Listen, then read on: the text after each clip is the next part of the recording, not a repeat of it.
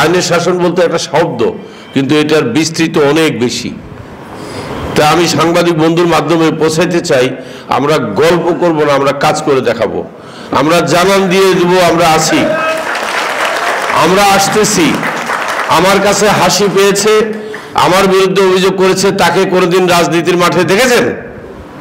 আরে ভাই, আপনারা নেলসন ম্যান্ডেলারও রাজনীতির মাঠে দেখেন নাই, আপনারা গান্ধীজিরও দেখেন নাই, ট্রাম্পেরও দেখেন নাই, ইলন মাস্কেরও দেখেন নাই, এবং সবচেয়ে শেষ হলো আমাদের বর্তমান প্রধান উপদেষ্টার কোনদিন রাজনীতির মাঠে দেখেন নাই।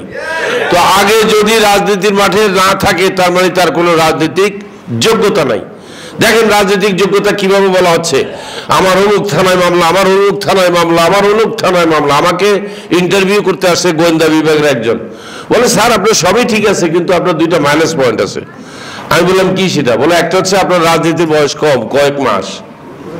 আমি বললাম এটা অপরাধ? বলে হ্যাঁ, 5-6 মাসের অভিজ্ঞতা আপনার। আর দ্বিতীয়টাকে জিজ্ঞাসা করলাম, আপনি কোনো রাজনৈতিক মামলা খেটে জেল খাটেন নাই? আমি বললাম এত বড় জেল খেটে আসলাম, 12 বছর 3 মাস 5 দিন, তারপরে আমার এক্সপিরিয়েন্স হয়নি। চিন্তা করেন রাজনীতির ধারাটা কি হয়ে গেছে। আপনাকে রাজনৈতিক সাজা খাইতে আসতে হবে, তাইলে আপনার রাজনীতি করার অধিকার তৈরি হয়েছে। এই জায়গা থেকে বেরিয়ে যেতে হবে।